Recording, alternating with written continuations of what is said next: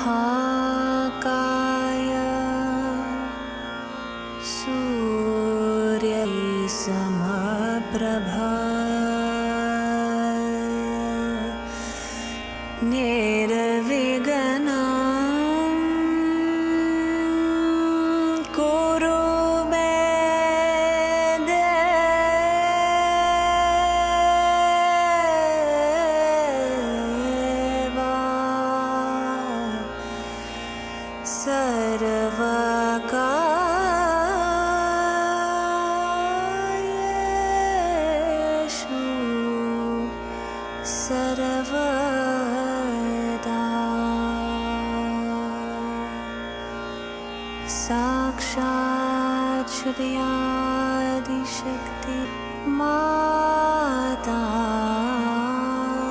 Ji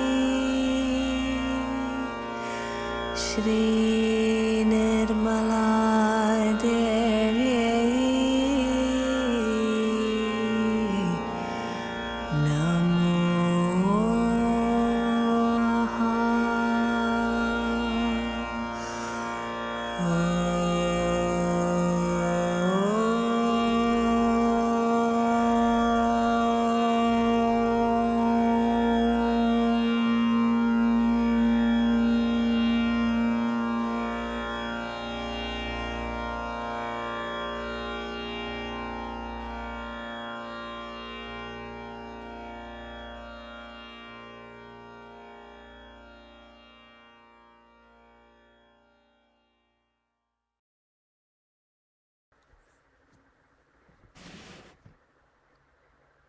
Today, on the auspicious occasion of Shri Ganesh Jayanti, which was yesterday, which is today, we'll be offering puja to Shri Ganesh and Shri Saraswati.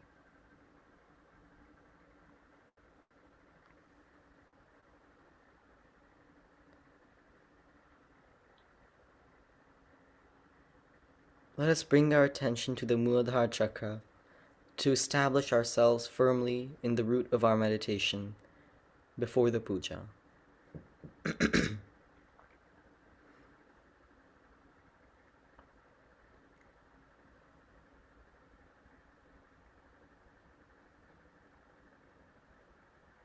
Shri Ganesha, I'm going to be worthy of your attention. Please make me innocent so that I am in your attention.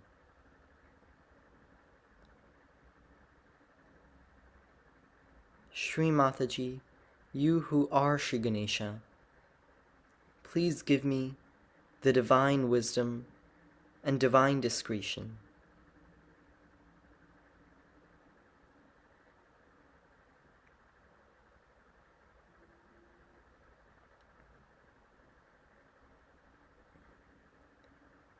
Shri Ganesha, please be kind and merciful and forgiving, that you manifest within ourselves.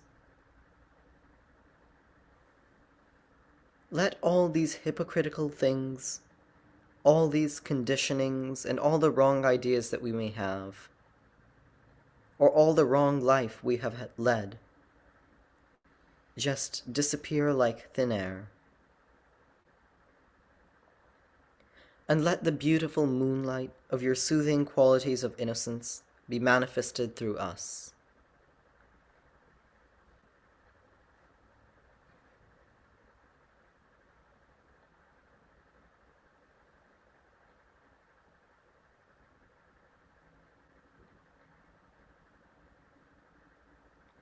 Shri Ganesha, please give us the divine wisdom. You who are the manifestation of eternal bliss and joy, please let us be soaked in that bliss of being in connection with Shri Mataji.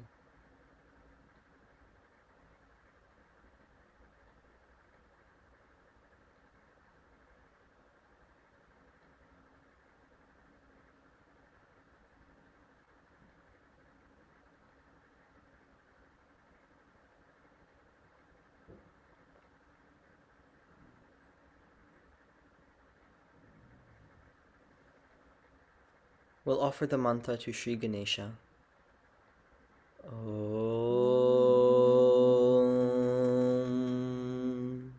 Tvameva Sakshat Shri Ganesha Sakshat Shri Adi Shakti Mataji Shri Nirmala Devyai Namo Namaha.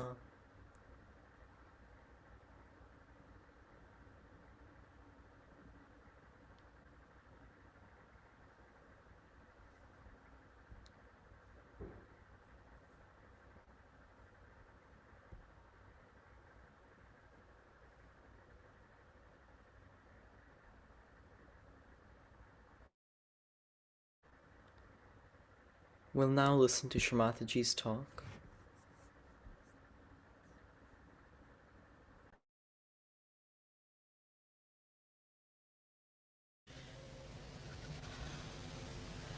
Today we are going to worship Sri Ganesha. As you know, in the whole of Europe, America, England, they have lost faith in Sri Ganesha. Nor do they care for his powers and for his blessings. As a result, all his blessings are not on these countries. The first blessing of Sri Ganesha, highest, is the wisdom. That we learn what is good for us and what is bad for us, what is constructive and what is destructive. What should we do to achieve our self-realization? Those people who have got wisdom are very lucky people. But wisdom comes from no source but your own understanding of life. When a person starts thinking, why am I doing such and such thing? What is the effect of my doing? What is the result of my behavior? Is it good for me or bad for me? Then wisdom comes. Even if some people know that this is bad for them, still they do not have power to control themselves. Still they do lots of bad things which they should not do. The reason is the power of wisdom is not there. A person is wise who knows what is right and wrong, but also he knows very well his own power not to do something wrong. He just does not do it. Wisdom is a complete power within ourselves by which we try nothing. It just spontaneously works through us and we do things which are proper and right. In this wisdom, many people have risen very high in life. For example, we'll take the example of Kabir. Kabir was born to a weaver. They say they don't think he was born to him, but he was found by a weaver, whatever it is. And he belonged to Muslim family. But he realized that the Muslims, as they are practicing their Islam, is not going to give him what he wants. He has to seek himself. He has to know himself. So, what did he do is to go on the bank of river Ganges in Benares, and he stayed there waiting for a great realized soul called as Ramanand, Swami Ramanand. When this Swami Ramanand came back after his bath, immediately caught hold of his feet. After bath, if somebody catches the feet of any Brahmin, he would shout at him. But he was a saint, he was not a Brahmin. He said, "My son, what do you want?" He said, "Sir, give me initiation. I want self-realization." And Swami Ramanand immediately agreed. All the other people said, "Sir, he is a Muslim.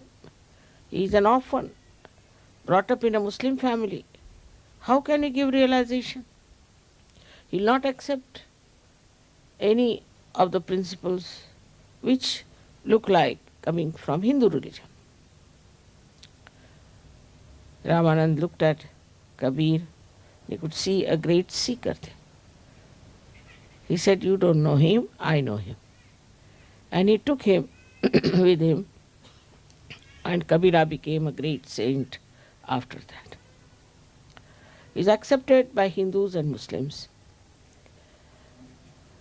Because he had that power of wisdom, he went to a man who was not belonging to his religion, who may not have accepted him, who might have just thrown him in the river, also possibly. But he knew also through his wisdom that this man is the one who will love me because I am a seeker of truth. So this power of truth works not only that you know what is right and wrong, again I say, but that you just don't do something that is wrong. Now one may say, Mother, what is the source again of this wisdom? The source is Shri Ganesha. The source is Shri Ganesha, which is the giver of wisdom. Once Shri Ganesha is insulted and he disappears behind the clouds of ignorance, then people start doing things which are unwise.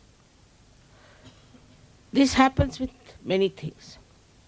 Supposing these days in the democratic countries, they are not supposed to say anything about the morality, about how people should behave, what should be their relationships. They don't try to look after the society because they think looking after the society is not our job. It's a private affair. It's a private thing.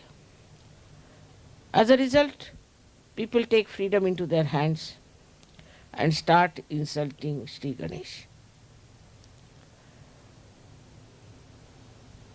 When Sri Ganesha is insulted, complete blockage takes place in a human being, I think. He becomes an idiot. He becomes a stupid fellow. He doesn't understand how to go further with wisdom. Without wisdom, whatever steps one takes is destructive. So this is the first quality of Sri Ganesh, that he gives us, bestows upon us wisdom.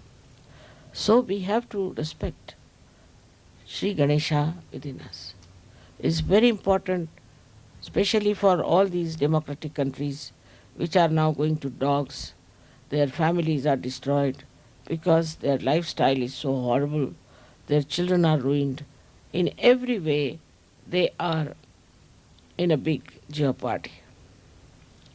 This wisdom can be easily brought back if we awaken their Kundalini. If the Kundalini is awakened, this Ganesha can be awakened. Because without his help, Kundalini cannot be awakened. And if Sri Ganesha knows that Kundalini is to be awakened, he forgives everything, forgets everything, and comes to assist you to support the Kundalini's ascent. At every chakra, he is there to support you. Till you get realization, he is there to help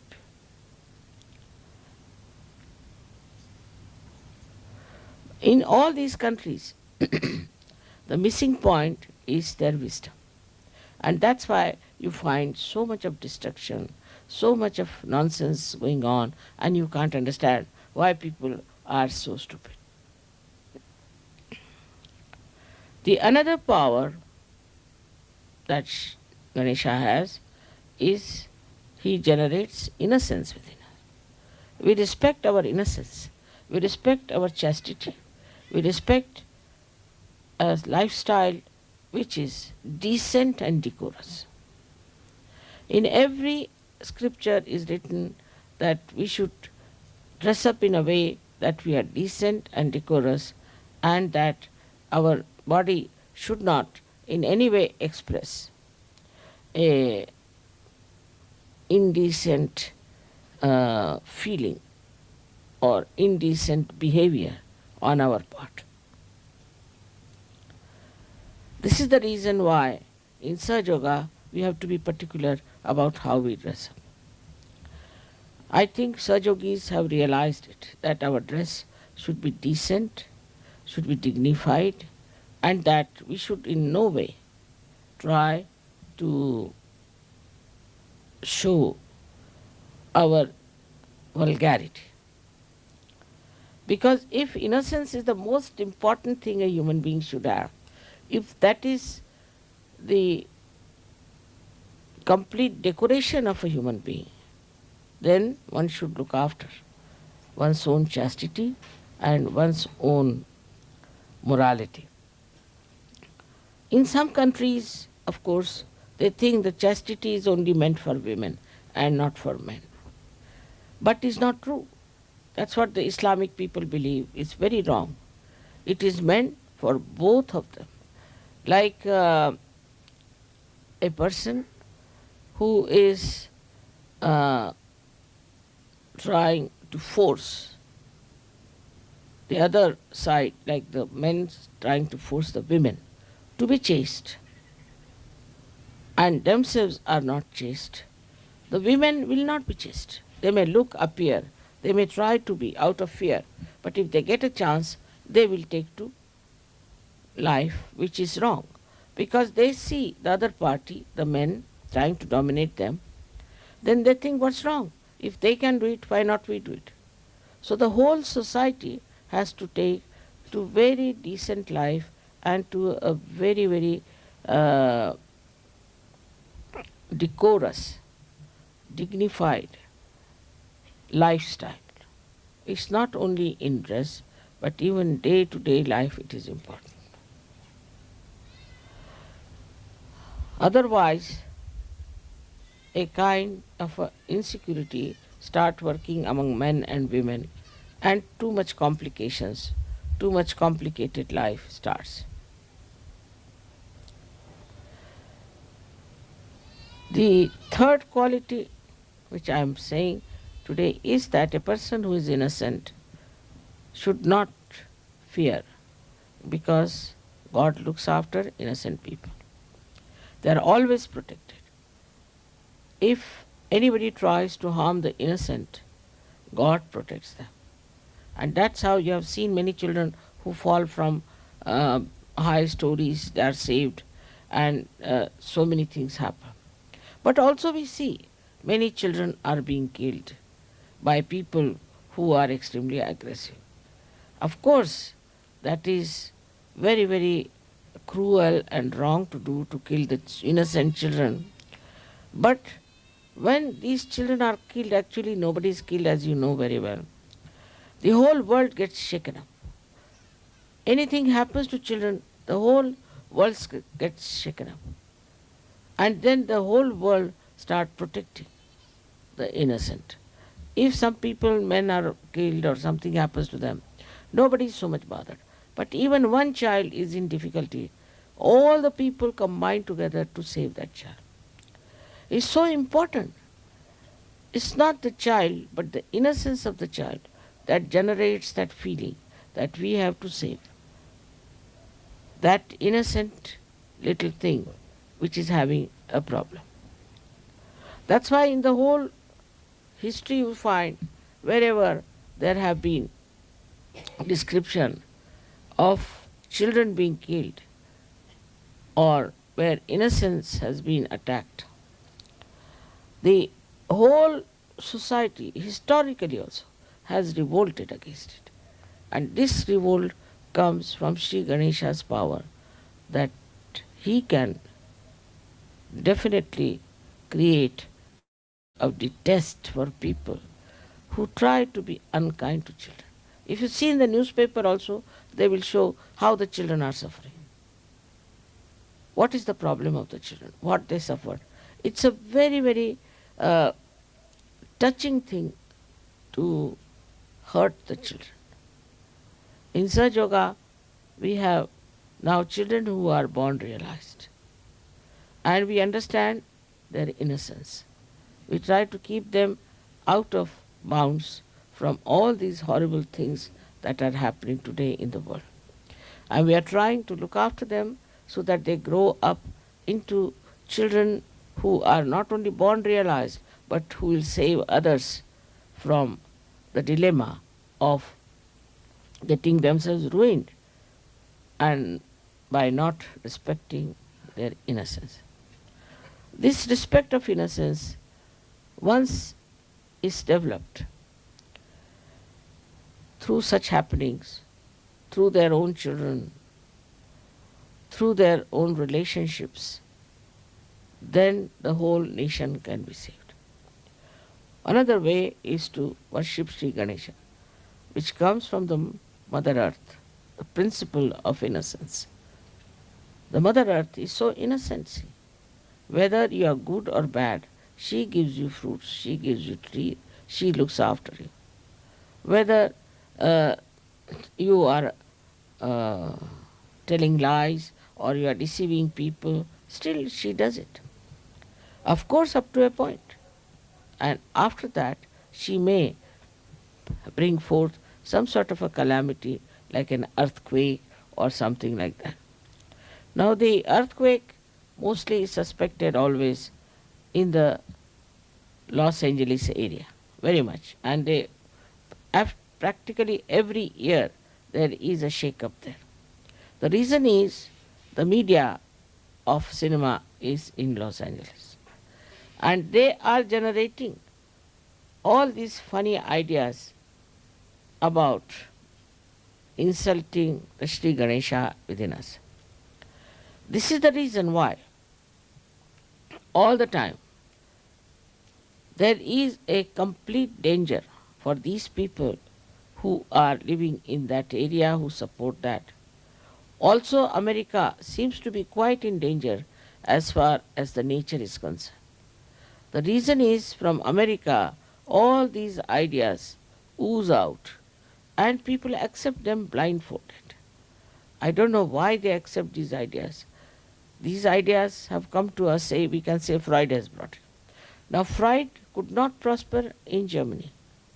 He was here, he was in Austria. He could not prosper here. People didn't listen to him. But when he went to America, he got all the support. And with that support, he prospered. He got that support because he opposed completely the idea of leading a chaste life. And he said, this is all absurd, this is all nonsensical, and one should not listen to all these things. And he started the whole theory on a very, very demeaning principles. And people accepted. Then same Germans, same Austrians, same Europeans accepted Freud blindfolded. Because somehow when it comes from America, it becomes collective. Because as you know, America is the country of Shri Krishna, who is for the people, who is for collective. And that's how whatever comes from America becomes collective. And if it is poison, it spreads very fast and it really paralyzes the whole world. So now we have to be wise to see what is destroying us and what is destroying our inner being. For Saj Yogis, it is very important. Because if, say, there's a cloth or a sari which is blown off by the wind, even if you can hold it on one corner, you can hold it. And after some time, the whole thing can subside. And this is what has to happen actually to the world when Saj Yogis will hold the sari, we can call, or this universe with their wisdom and firm faith in Saj Yoga. Otherwise, they can be blown off also. If they are not rightly placed, if they are not grounded, if they are not fixed to their own enlightened faith of Saj Yoga, They can be blown off with this wind, which is there to torture the whole world, to destroy the whole world. So the responsibility of Sahajogis is very important, that their Ganesh principle should be all right. If it is not all right, then the whole of Sahajoga movement can collapse. For ladies and for men, I have to make a humble request that they should try to put their Shri Ganesh in a very respectable position in their lifestyle. That should be the highest, the most important, and also every day to be remembered that we are very much blessed by Shri Ganesh to get our self-realization. There are so many qualities of Shri Ganesha which I have described. One of them is that he is a child. He is very humble. He is very playful. He is very interesting. And he is extremely humble. And despite his weight, he is very lightweight because he can sit on a small little mouse. He doesn't try to show off. He doesn't have his vahanas as great as Vishnu's or anything. His vahana is very simple. The simplest, or we can say the smallest creature which can really crawl is a mouse. And he uses this mouse. With this mouse, he expresses his own power, that he doesn't need any other vehicle. His vehicle is his simplicity. He moves, he penetrates, and he affects the lives of people through very, very simple, sweet methods.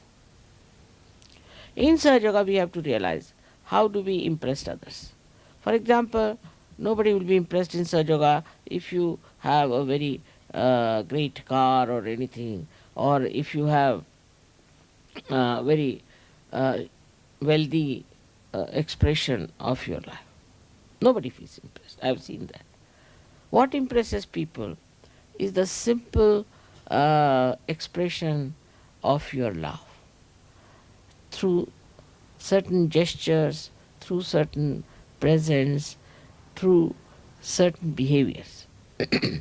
And I have seen people who are very sweet, who just express themselves in such an innocent, simple, childlike manner that goes into the heart of the people. And when they describe to me sometimes the Sahajogis, other Sahajogis, it is very surprising how they express their appreciation of other Sahajogis. It's very, very sweet and extremely loving, delicate. All that is like a child, plays around, and how he amuses you, how the child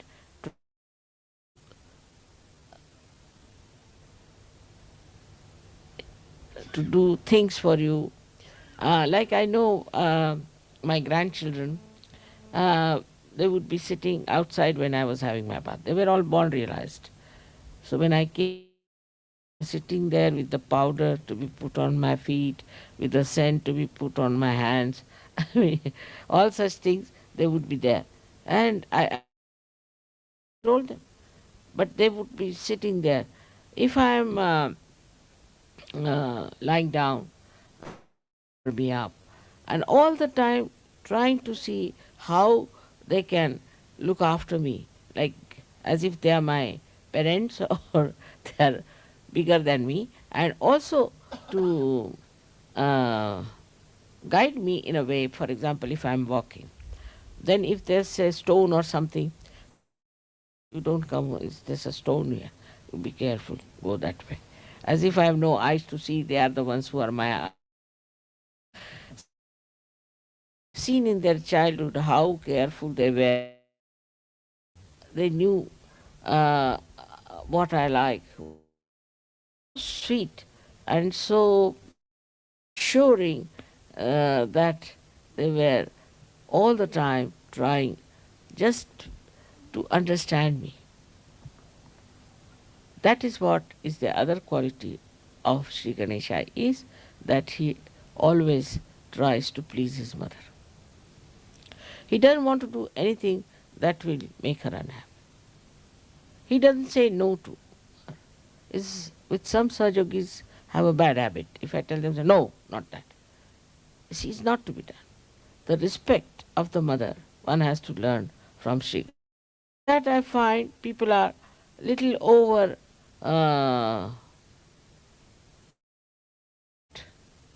say, if I say something, immediately they'll correct me. No, not that. This smartness is not very because if I say something, if I may say also that today, just now, it is morning time, supposing I say. Now, you will immediately come, no, no, no, it's not morning time, can't you see, this is... So what have you achieved? I know it is evening time. But why did I say it is morning time? Just to see. You don't achieve anything by that. By saying, no, not that, this was not so, this is so, this is smartness. But with this smartness, you outsmart yourself. So what did you achieve it? You see, what you have to show, see, what did you achieve? By doing these comments or saying like this or talking like this, what did you achieve? Nothing. But you are tested all the time. And in that testing, you find out what's wrong with you. It's very important for people who are more close to me to understand. Do not take it very literally. You see, because I am Mahamaya also.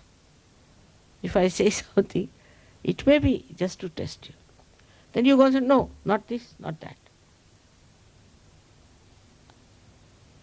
Is the mind, which is just absorbing, even the testing, taking the testing. Then only you will know that you are being tested and that your testing is just to see how far deeply you understand me. But there are also some other people who misinterpret me. I have seen it is very wrong to do that, but it comes because they are not wise enough. They misinterpret. They want to say, this mother said, that mother said, this is not good, that is not. They try to show off themselves by saying that we have understood mother very well. It's not easy to understand me, I must tell you very frankly. You cannot understand me very well. Only thing, try to understand yourself. I am like a mirror for you. So when you look into the mirror, what do you say? You cannot understand mirror, but you can understand yourself. So whenever you look into the mirror, you try to understand yourself.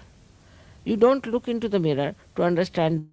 If you try to understand the mirror will be broken and finished.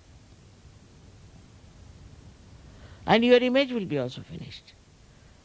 So this is a very simple thing but quite subtle. And that's what is the quality of Sri Ganesha. That he knows what his mother will like. Each and everything. And he does everything that is good for him, because by that he is pleasing his mother. His complete dedication is to the mother. Is not to any other thing, not to any other deities. He fought with all of them. He about who others are. He goes to all of them through the understanding of the mother and respect them through the understanding of the mother. But some people I've seen still cannot do that. They still stick on to some sort of a deity they have been worshipping, some sort of an ideology they have been having. Then they are not in connection with me. And that is what is that he is just in connection with his mother. To him, she is everything. She is the source of knowledge. She is the source of joy. She is the source of truth. He doesn't have to look to anybody else. Now it looks very egoistical to say these things in modern times. A woman saying like that you all behave in that manner. But you can understand that if you have to gain anything, if you have to achieve any knowledge within, if you have to ascend higher, then you have to learn from Sri Ganesha what he does and what is his relationship with his mother, which is purifying, nourishing, and result oriented, that the result is that you ascend gradually. As I was telling yesterday to some people, that I have not said everything from the very beginning, all the subtle things. Gradually you have grown, and accordingly I have talked. If you were like Sri Ganesh, all of you from the very beginning, I would have told you everything. But Sri Ganesha doesn't require even to know anything. He already knows. He is a very matured person. Or we can say the most mature deity is Sri Ganesha. Now, what you have done is that with wisdom you have grown, and gradually I have told you of many things.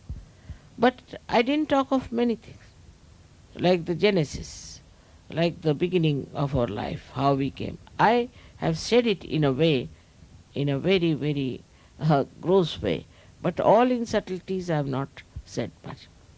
Because I don't want you to get to any discussion or to any point which cannot be verified by your vibrations. Whatever you can verify by your vibrations becomes your knowledge. That is what gradually is told to you. You should not interfere, or you should not indulge into those books and things which talk of the origin of the earth and the origin of this and that. You should not get into these things, because your mind will be diverted. You will take to knowledge which may not be knowledge, and then you will start thinking, oh, I don't know this part, I don't know that part. What you have to know is very simple, is what are you? You are the spirit, and the light of the spirit will tell you everything gradually as much as you can bear it. It will not tell you something that you cannot bear. It's a very good analogy when we say that you are the light. But the light which you are carrying is very different from this ordinary light. This light is doesn't understand, doesn't think. Now the light which you are carrying is the light which understands, thinks, and it gives you that much of light, whatever you can bear. It won't flash. If it will flash, you will be shocked. It won't dim down. It will be absolutely in relation to what you can understand. Sometimes the deities emit too much of vibrations in pujas, I have seen it. But if you cannot bear it, they don't enter into you. They trouble me, but they won't enter into you. So one must understand that what is important is not what you know about this and know about that and know about that. Is not so important. What is important is what stage you have reached, at what maturity you are in search of. Now there are so many qualities of Sri Ganesha, as I told you, which I I think there's no time today to talk about it. But gradually I've been talking about all his qualities, and all of them can be expressed and manifested in your being if you are really respecting him. Absolutely. That's the only way one can manifest his qualities. May God bless you.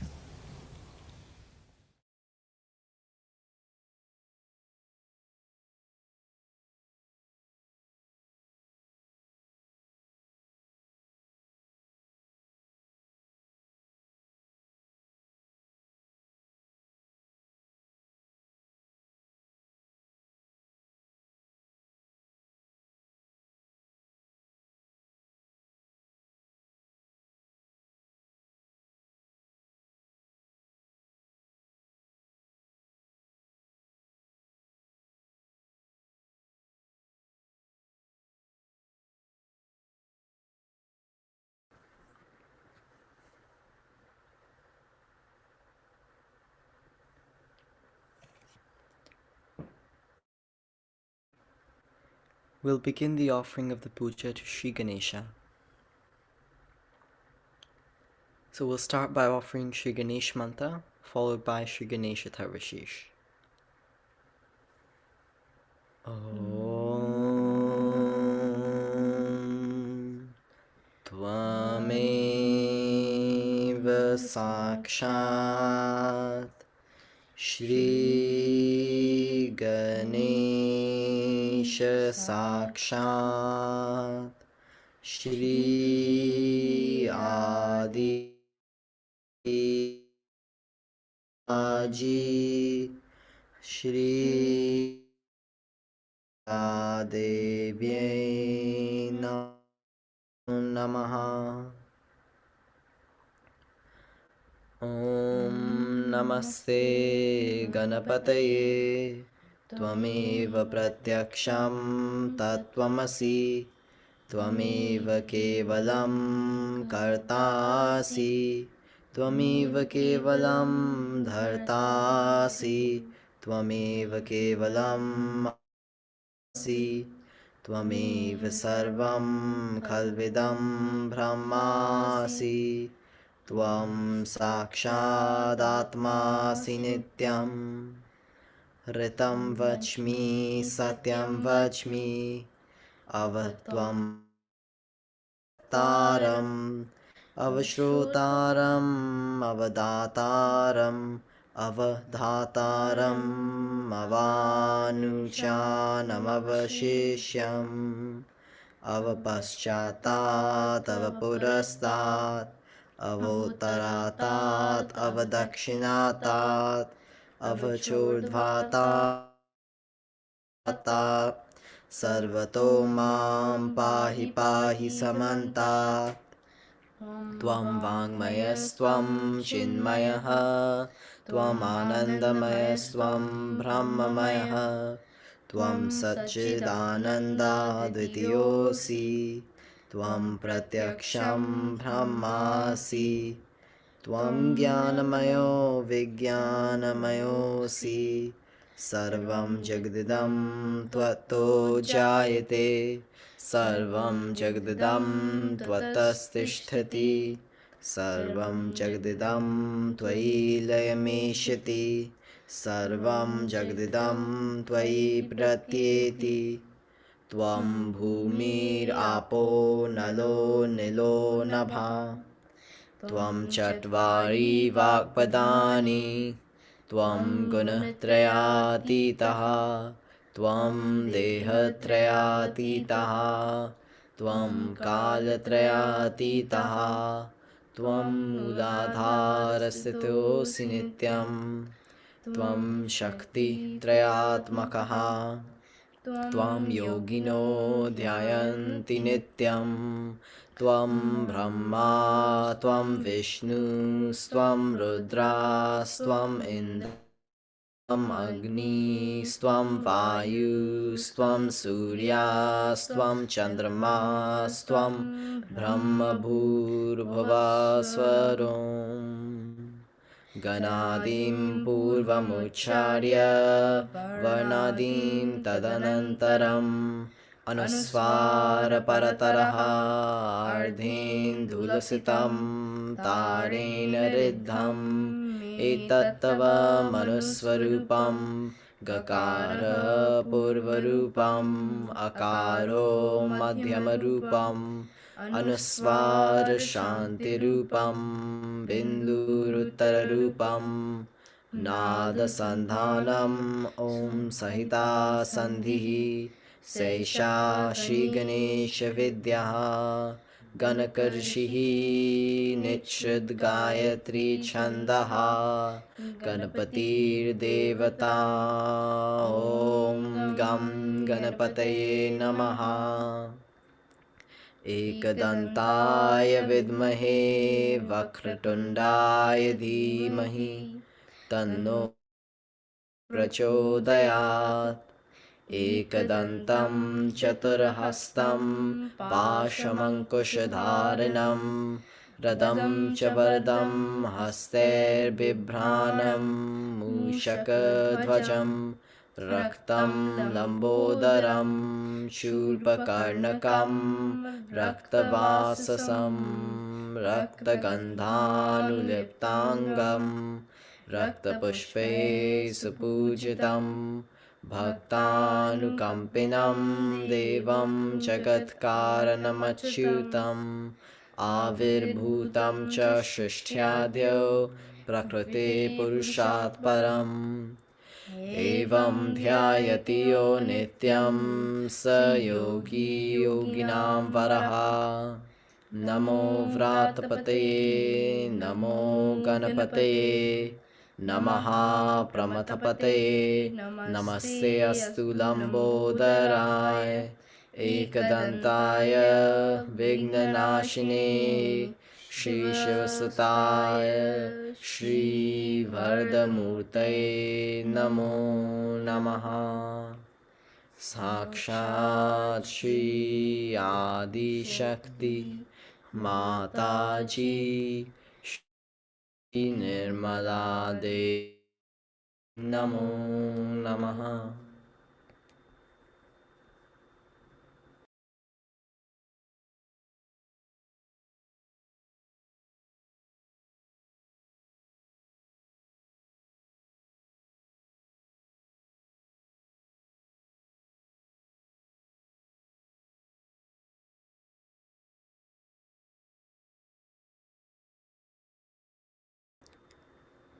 We'll offer the 108 invocations to Shri Ganesha.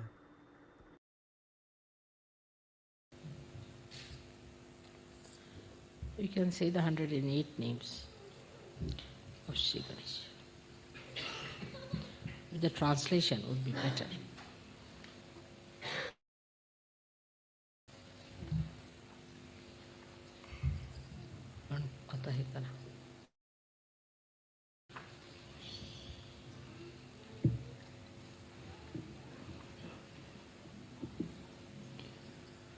Om Tameva Sakshat Shri Ganesha Sakshat Shri Adi Shakti Mataji Shri Nirmala Devi Namo Namah. Be worshipped, obeisance to you again and again. You are the word that was in the beginning. Obeisance to you again and again. You. Now here one has to see the first is Sadashiva. Then comes Adishakti. And Adishakti creates Shri Ganesh. But still first is Shri Ganesh. How important it is.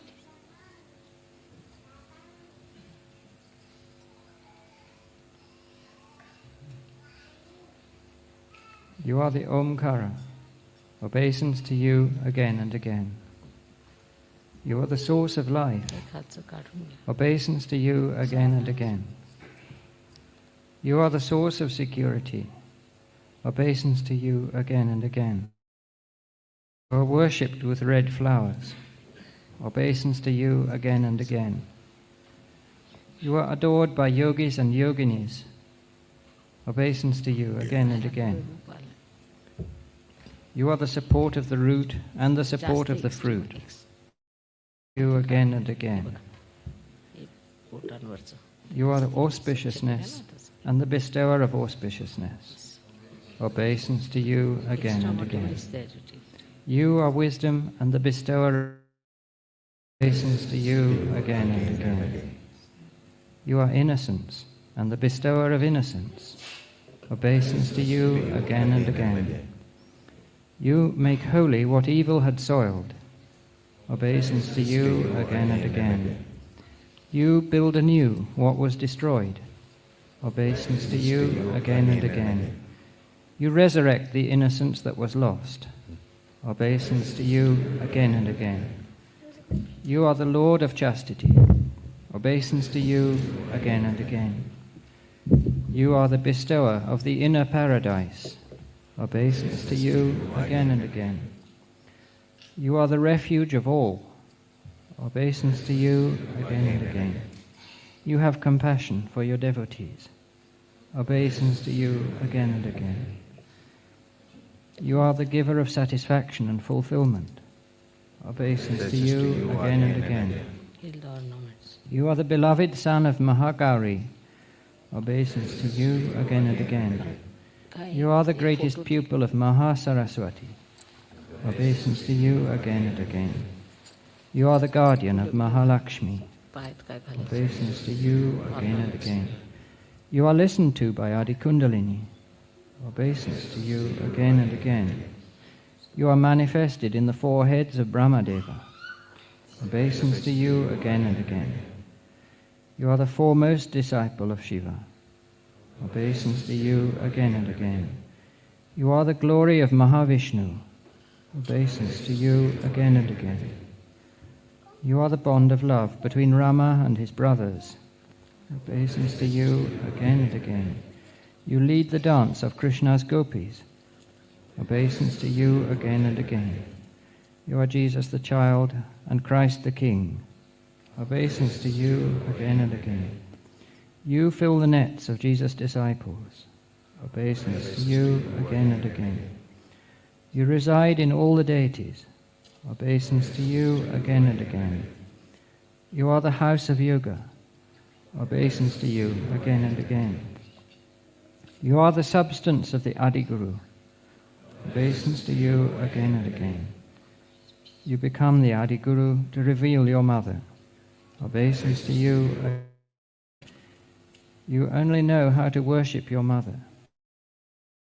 Again and again. You only know your obeisance to you again and again. You are the joy of your mother.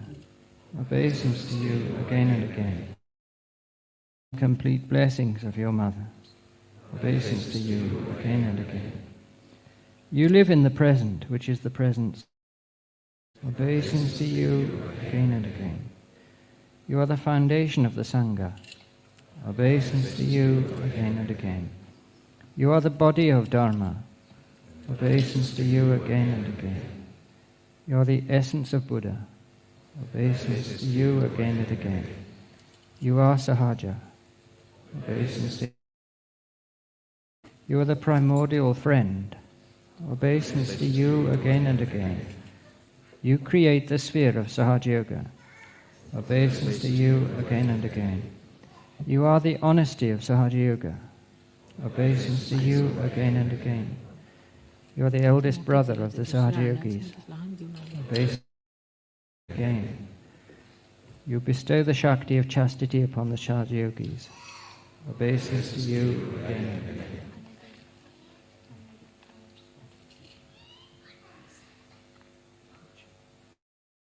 Are not the ones.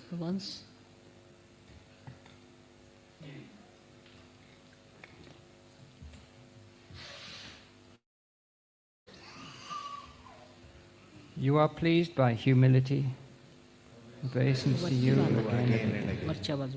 You are pleased by simplicity. Obeisance to you again and again. You grant the knowledge of pure love. Obeisance to you again and again. Of pure knowledge. Obeisance to you again and again. You are beyond grasp. obeisance to you again and again. You are beyond temptations, obeisance to you again and again. You are beyond imagination, obeisance to you. You challenge, defeat, and punish negativity, obeisance to you again and again. You watch the gates of hell, obeisance to you again and again. You open and close the gates of hell, obeisance to you again and again. That which is not within you is hell, obeisance to you again and again. You are the Lord of the Ganas, obeisance to you again and again. You grant the subtlety of discretion, obeisance to you again and again. You remove all the obstacles, obeisance to you again and again. You bless the sanctity of the marriage union, obeisance to you again and again. You call on this earth the realized souls, obeisance to you again and again. You are the dignity of childhood eternal, obeisance to you again and again. You are the Lord of Maharashtra, obeisance to you again and again. You are complete and perfect, obeisance to you again and again. You do not tolerate fanaticism, especially in Sahaja-yogis, obeisance to you again and again. You play and see the play, obeisance to you again and again. You are magnetic and fascinating, obeisance to you again and again. You are the beloved one, obeisance to you again and again. You are the quality that makes love enchanting, obeisance to you again and again. You are the power of all bandhans, obeisance to you again and again. You are the savior of our attention, obeisance to you again and again. You have a prominent belly expressing contentment, obeisance to you again and again. You are fond of kusha grass, which is Mother Earth's green sari, obeisance to you again and again. You are fond of laddus because you are the essence of sweetness, obeisance to you again and again. You are fond of dancing for your mother's delight, obeisance to you again and again. You fan your ears to make the Chaitanya blow, obeisance to you again and again. You have one task, to lift us out of samsara, obeisance to you again and again. You hold many weapons for the doom of evildoers, obeisance to you again and again. You are the guardian of the sanctum sanctorium, obeisance to you again and again. You shine like 1,000 suns, obeisance to you again and again.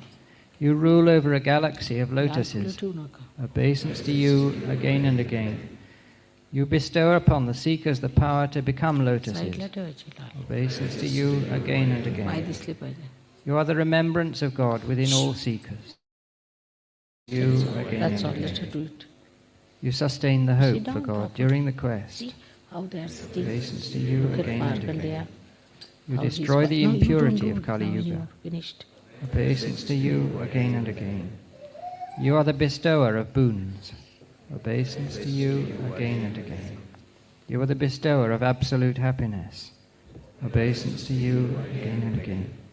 You gave an infinitesimal fraction of your power to Manmatha, and he conquered the world, obeisance to you again and again. You give to love its power of attraction, obeisance to you again and again. You are the purity of love immaculate, obeisance to you again and again. You are the love that soothes, nourishes, and elevates to God, obeisance to you again and again. You are the love by which we recognize God, obeisance to you again and again. You are the vessel of sacred adoration, obeisance to you again and again. You are lost in the goddess's darshan, obeisance to you again and again. You bring the yogi to the goddess's darshan, obeisance to you again and again. You grant the darshan of the form and the formless, obeisance to you again and again. You grant the darshan of Shri Nirmalama and of Shri Nirguna, obeisance to you again and again. You are the master of protocol of Adishakti Nirmala Devi, obeisance to you again and again. You are the foremost knower of Adishakti Nirmala Devi. Obeisance to you again and again. You witness the awesome greatness of Adishakti Nirmala Devi. Obeisance to you again and again. You allow the Divine Mother to feel her motherhood. Obeisance to you again and again. You allow the Divine Father to enjoy her creation. Obeisance to you again and again. You allow the Sahaja-yogis to melt into you. Obeisance to you again and again. You are the owner of God as the child owns his mother. Obeisance to you again and again. You are fond of playing with your mother Nirmala in the snowy regions of Sahasrara. Obeisance to you again and again.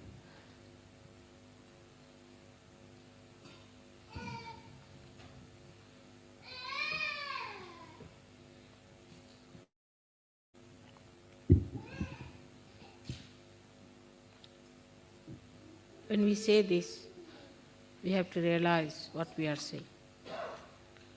We have to be one with it. As your realization takes place, also these words get realization. They become auspicious, they become mantras, they become your power. So when you are saying all this, do not just say it because it has to be said, but from within. So they become your Shakti, your power. If and once you say it, it should work out. It should not be just a sort of a ritualistic thing. It must be, mantra means the one which has got enlightenment. The words which are enlightened are mantras. So words must be said from the heart, with the feeling that you are saying, with understanding.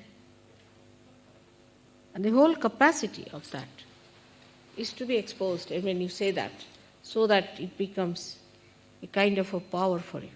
These are all your powers. So now Devi is there, 8 names if you can say. Now, by the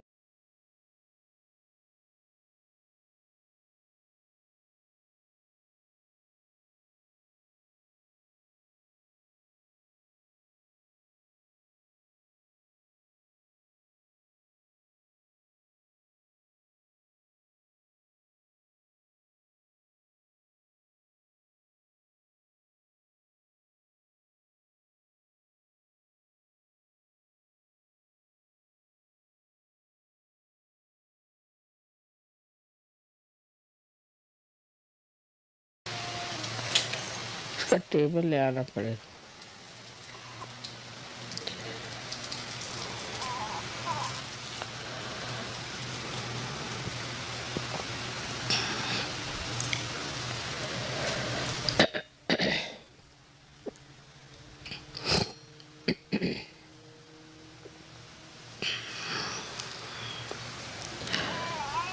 When they asked me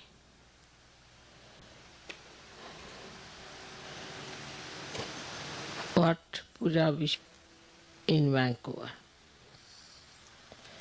I had heard about this ashram, that it is placed in very beautiful surroundings of nature.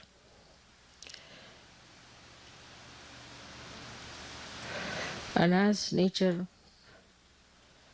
is being created by the power of Saraswati, I thought best would be to have the puja of Saraswati here.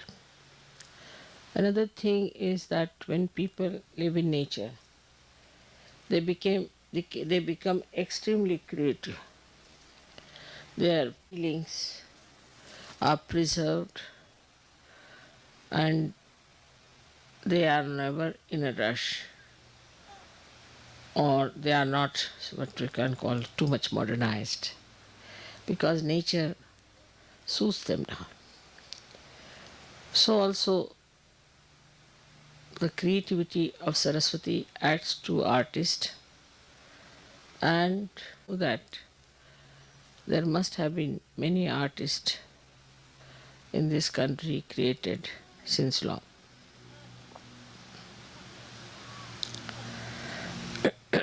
The Canada as such, I feel, is the Hamsa Chakra of the Vishuddhi.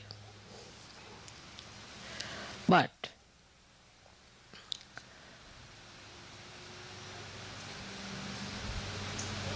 the power of Saraswati becomes Mahasaraswati when it is manifested by the Maha Brahmadeva, which is called as Hiranyagarbha. For that she has to cross through the Hamsa. She crosses through Hamsa and becomes the Vishnu Maya Shakti.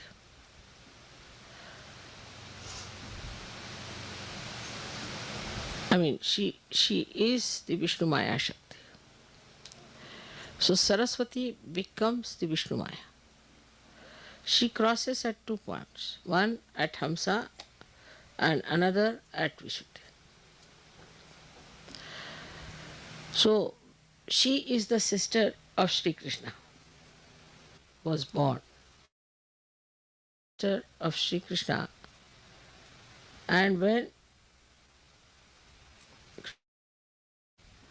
his name was, uncle was Kamsa, he came to kill her.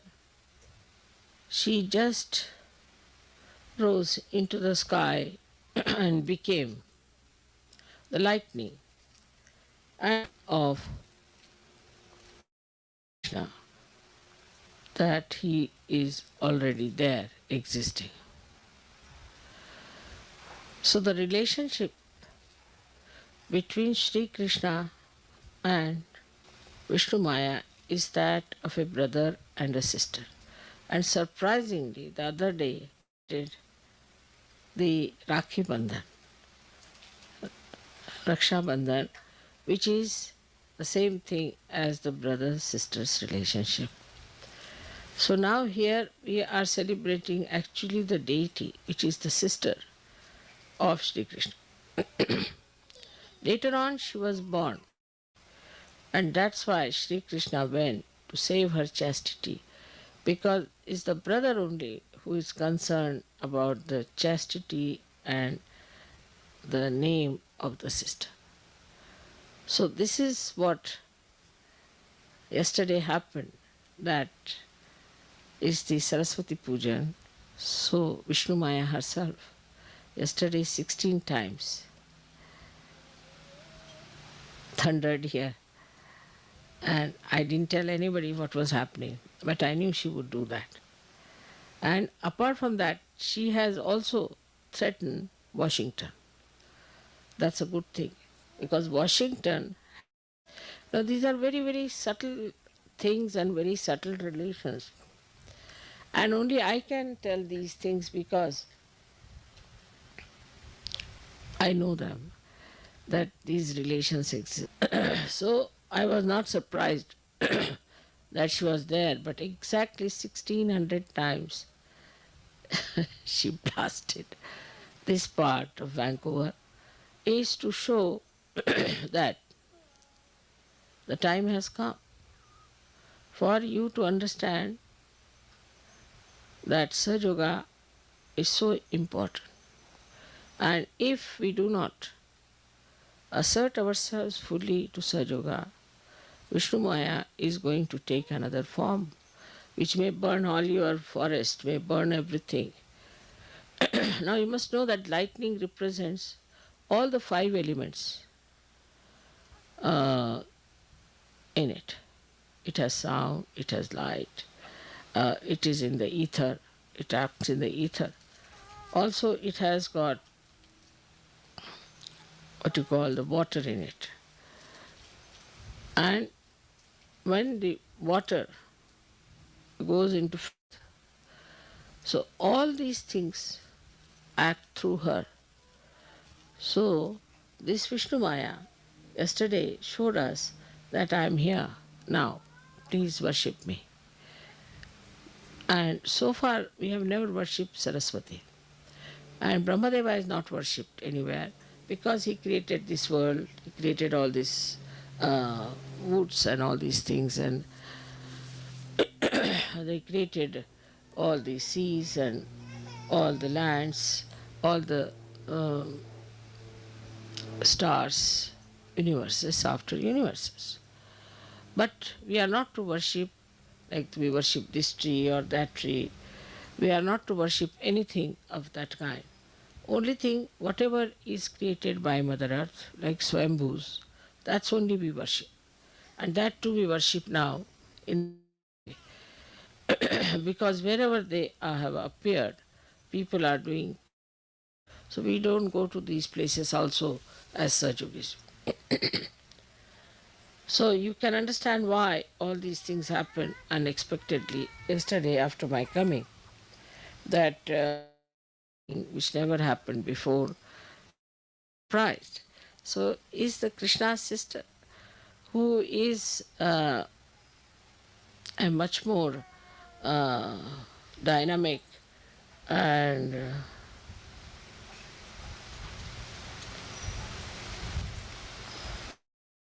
मध्ये काय शब्द ज्वलंत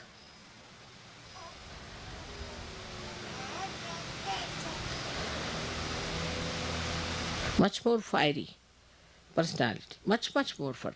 Sri Krishna's essence is that he is a his sweetness, his madhurya, is his capacity, and Radha is the Allada-dayini Shakti, means the one which gives you that joy which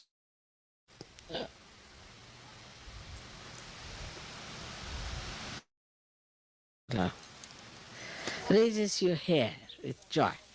So, I mean, but in Sanskrit is pulakit is the word. So this beauty of Sri Krishna, which is sweetness, the Leela, uh, creating beautiful uh, feelings of oneness, of communication, all that is in Sri Krishna. But she is the one who warns. And that is how the warning came. And she's a very fiery personality which warns everyone. So, on one way, she has proved my coming here that I am here. Perhaps, maybe to the people who are aboriginals, they might understand that this is what was prophesied and that has happened. And also that you people have to realize it's a warning that you cannot just allow in such a manner that it takes its own course and works out and you are just by the way there. So this is a warning of Sri Krishna's sister Vishnu Maya, which is Saraswati herself. And that is what today we are going to worship her. Only the Sahajogis, those who are enlightened people, can worship Mahasaraswati. Otherwise, people can only worship Saraswati. Saraswati, you can read books, you can uh, dances, music for the amusement of human beings. But actually, the Saraswati Puja is meant for people of ordinary awareness, means ordinary or normal human awareness. But for Sahajogis, it is the Mahasaraswati which is to be worshipped. Mahasaraswati becomes the Vishnu Maya. And she is Vishnu Maya's person that you should yourself should inform people like the Vishnu Maya does what Sahaja Yoga is with your fiery talks, exciting them, telling them what are you up to. But what I've seen is that mostly when people speak, they try to be very gentle and sweet, like Sri Krishna. We tried that in America, that it might work with Americans, but it did not. They like people like, say, that Graham Fellow or somebody like that who talks in a fiery way.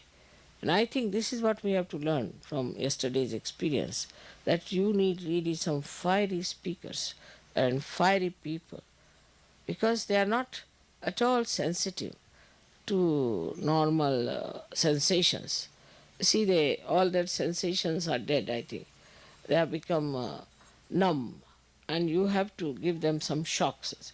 They like shocks, see, shocks, any event that is shocking, attract their attention. Even the music has to be so much that it should be such music that will just break them really rocky people. And you have to understand that their rockiness can only be shattered by Vishnu Maya. And that's why this puja that we have to Vancouver has a very great significance, not only for Canada but also for America. Americans are taking for granted whatever disease is coming today, whatever drugs, whatever destruction they are doing to themselves is still not uh, in their understanding. They don't understand what they are doing to themselves, how they are destroying themselves, how such a precious human life they are wasting just their so called freedom. So it is extremely, extremely important that you should try to tell them in a fiery way, what are you doing? Why are you deceiving yourself? Why don't you understand this is wrong? At least for the progeny, you tell them that we did this wrong, but you should not do it. All this kind of talk has to be there, and people have to get ready for such great speeches and things. But to say that people won't like it, I think is the other way now. Unless and until you frighten them, they are not going to be with you. So you have to tell and warn them. And that's what the Vishnu Maya yesterday has suggested, that now take to a new style of strategy and talk to people in a way that whenever you are doing, say you are doing a course, at the end of the course you have to say that now see, Saj Yoga is not for only for doing course, but is for your well-being, for your benevolence, and you have to go further with it and you have to grow. Now don't leave it halfway. It's not like just sprouting the seed, but it has to become the tree. Otherwise, nobody can be helped. So you see, just tell them uh, all the dangers of not being properly brought up or matured in such. It has to be told, because all this lovey-dovey business doesn't help in America. I've seen that. You need really fiery people, because recently I was listening to a speech of this Billy Graham, and I said it's such an empty-headed fellow, talks through his hat, but still people were so impressed. And there was another one, now I think he's behind jail. I don't know his name, some funny man. So I saw him also, I was surprised. He was just talking something empty, like an empty shell. And people were all mad after, thousands standing, singing, doing this, doing that. So one has to understand that these people require shocks, and they have to be shocked and they have to be told that this is going to happen. There's one other organization which has gone into a kind of a shocking system. Is uh, they are वो औरतें जो इसमें होती है, क्या नाम उसका? हाँ, Brahma Kumari. Brahma Kumari. You see, these Brahma Kumaris have become like lightnings, and they tell people, now they don't tell that you are destroyed. What they tell, this world is going to be destroyed, everything is going to be destroyed, and you are not prepared for it, what's going to happen. Same thing Jehovah Witness is doing, the same thing. They are saying this world is going to be destroyed, and we are all going to be destroyed, so we should be prepared, and we should take to God. But this is not reality. Despite that, people are after them. You have to reality that not only that you are destroying yourself, but you are destroying the future.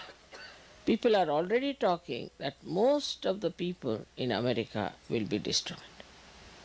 Now it comes from various reasons. We can say that there are no traditions and things. That's not the point. That's not the main point. One of the main points is that they destroyed so many people when they came and settled down in this country. That's one point. Now the booths of those people who died are still hanging around, that they destroy Americans as far as possible. The amount of witchcraft, the amount of all negative techniques that are working in America, they are working nowhere. The gurus had to get out of all the countries, but they are still very nicely settled in America. The reason is these booths are giving them ideas. It's not only that they need shocks, but also these booths give them these perverted ideas of destruction. So they go for their destruction. Now, the Bhutish ideas are such that you see a person coming out of a pub, falls down. And the Bhutish idea is that, what's the harm? You also try, you will never fall. You go in, nothing will happen to you. You are perfectly all right. After all, it doesn't matter. Or else, you tell them that this is wrong, we should not do. All right, so we are bad. So what? These are all Bhutish ideas. These are not human ideas to talk like this or to say like that. So, to all these people, see, the only thing that is going to bring round is the Vishnu Maya Shakti. Nothing else. I now realize that it's only through Vishnu Maya people can be cured. So, Vishnu Maya itself now has gone off to sleep, thanks to Christian religion, Catholic religion, and also Hinduism, because in Hinduism also there is a idea of sin, that you have sinned this, you have done that sin, so you give so much money to the Brahmin, so you'll be saved. I mean, every religion has this nonsense. Shakti, which is being absolutely subdued and is sleeping in human beings, if you can raise it and tell people to get up out of this slumber, this laziness, by involving them very much in a bigger way, by telling them that we are for peace, peace of the world. We are for the emancipation of the humanity. We are for saving people from blunders and from their destruction. If you take a bigger platform and talk about those things, then it will be helpful. For example, now is a very good thing that I was with Mahatma Gandhi, and people have got great respect for Mahatma Gandhi. Of course, and Mahatma Gandhi was very much impressed by me, no doubt. Even when I was a child, he used to consult me. And the proof of that is that in his bhajans, he has put the serial of the bhajans in different ways, starting from the heart, talking about the Atma, and then he's starting from the Muladhara upward, like that. So, I mean, that's one of the proofs that he must have consulted me. But whatever it is, can use him also, that Sri Mataji is doing what Mahatma Gandhi said. He has talked about Sarva Dharma Samanatva, means all the religions are treated with same respect and same understanding. Once you start talking like that, you see, then people will understand that it has some noble heritage behind it. Because everybody wants to know from what book I have learnt. I mean, I have never learnt from any book, that you know very well. But you can say that she is the one who was with him, and that she was very much impressed by her. And the same ideas of peace and non-violence and all that, these are the same techniques and methods she wants to use. That's a fact, no doubt. But Mahatma Gandhi was a very fiery speaker. All people who followed him were very fiery. They were not just, all right, come along, have a cup of tea, and this kind of thing is not going to work out. So Americans need challenge, and they need really a fiery person to blast them. So now, if you go on this way, like the other day when we had a program in New York, and there were so many black people and so many uh, Chinese, and then there were so many Indians, and very few were whites. So whites came and said, "Oh, nothing has happened to me, you know." So then what you have to do? Nothing has happened. Yes, that's what. Must be something wrong with you, or must be you must have committed some sins or something. So then they get a shock. Oh, it's something surprising. You haven't got it. Oh, it's very wrong. Something wrong with you. You should get it. Try to get it. You know, it's very wrong. I hope you don't have cancer. Then.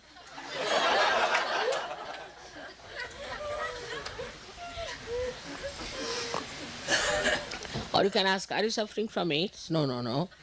Then what are you suffering from? How is it you didn't get it? You see, this black man got it, this Chinese has got it. Why don't you get it? You are a white skinned man, you should get it first.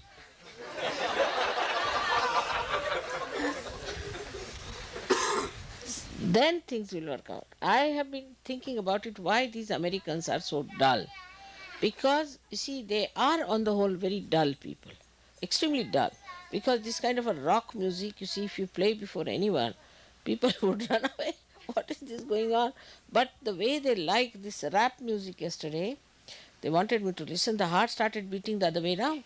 I said, what's happening? And the whole thing started shaking. I sat on a bench, and the whole bench was shaking.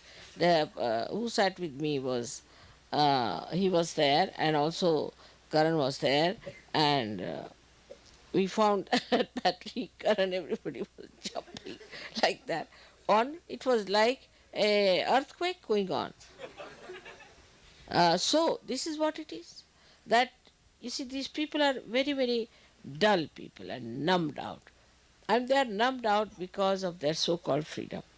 It's like you go and ask a bull, come and hit me, sort of thing. You see, they have gone out of the way to numb themselves completely. And this numbness, maybe alcohol, maybe drugs, maybe women, maybe marrying so many times. Say, if you marry one time, it's sufficient. If you marry 5 times, I mean, you become, I don't know what, I don't know if there's any animal like that. But something, you become absolutely numb to things, you see. Because first of all, marrying one wife, then you have attachments with her, you have children, and after all, it's so much to do with your wife. And then suddenly you divorce, and you don't feel anything. You don't feel it. It's great numbness.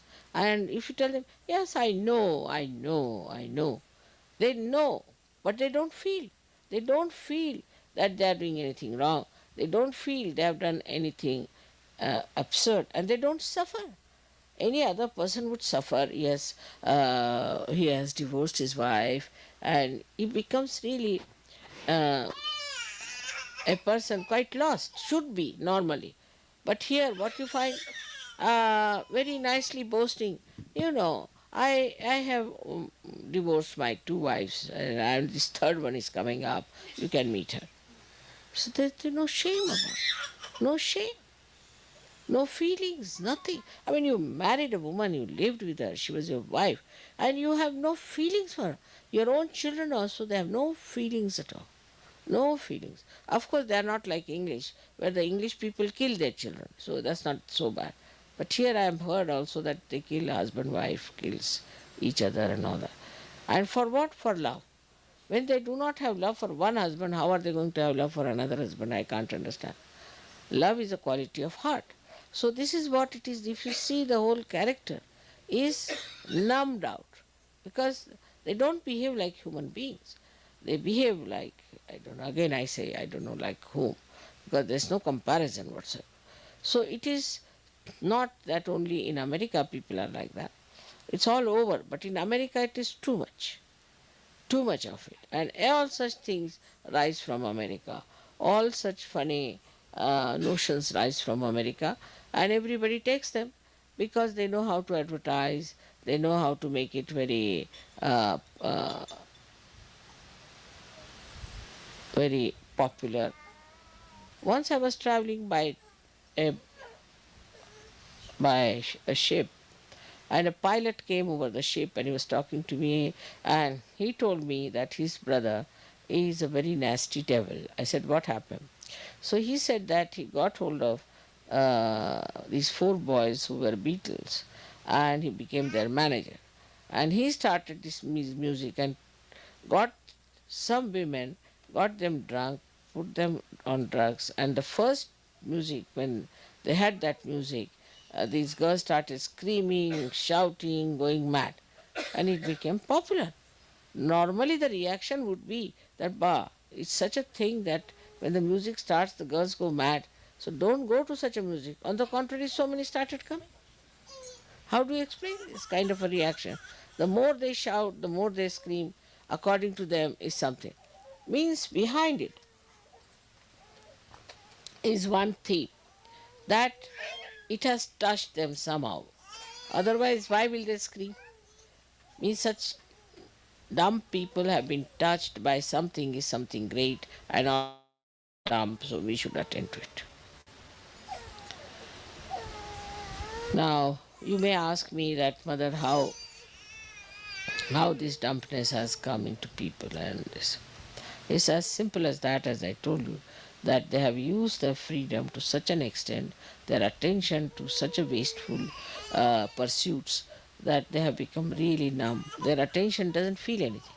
Attention, when you put it out, it reacts and it comes back to you as something. But if you all the time go on bombarding outside your attention, this bombardment from outside just finishes all your sensitivity.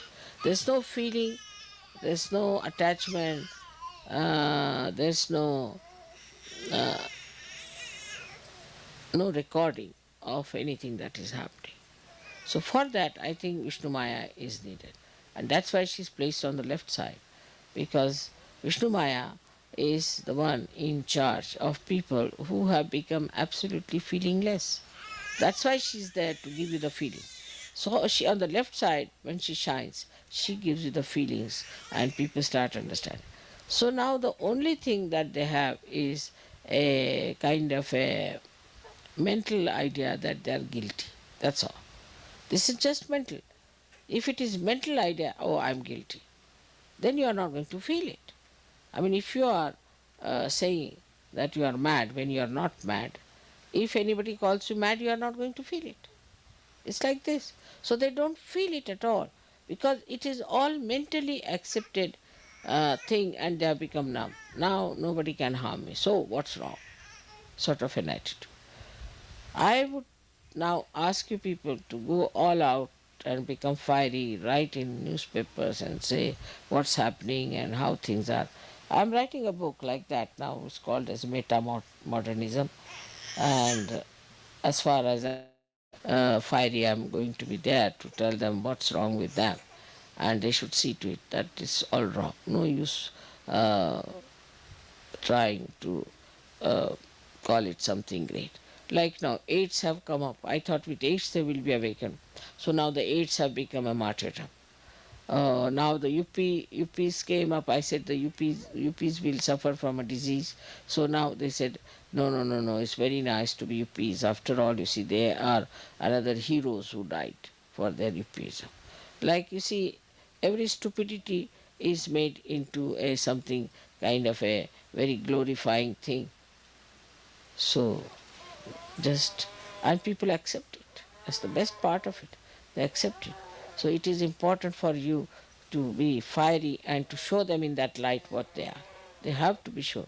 It's not just the little light of the spirit will show them much, but it's the real dazzling, uh, burning light of a lightning.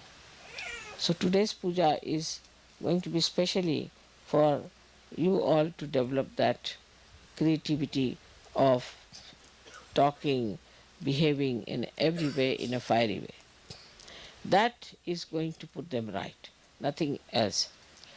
In creative work also, when we create something or we sing something and all that, if you go on singing, say in our Indian style, some music which is vilambit tal, you see, very slow talas, that won't come.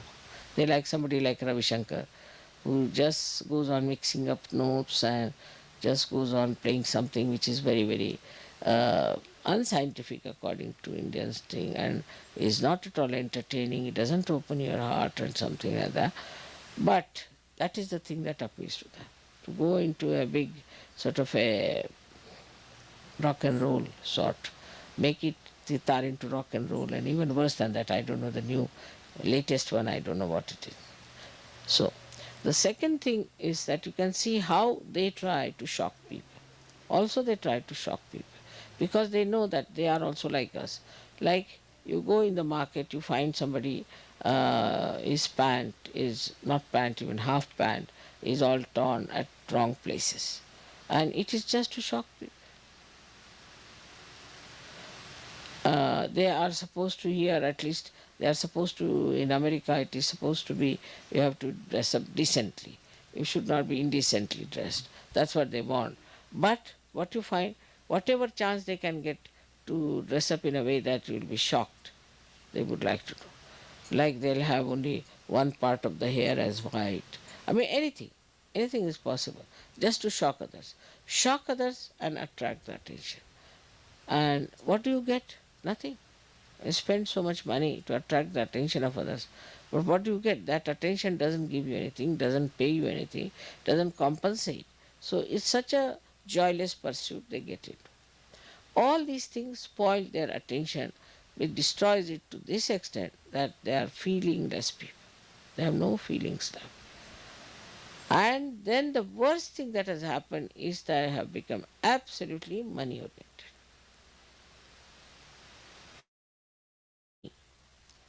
Is another side of Saraswati.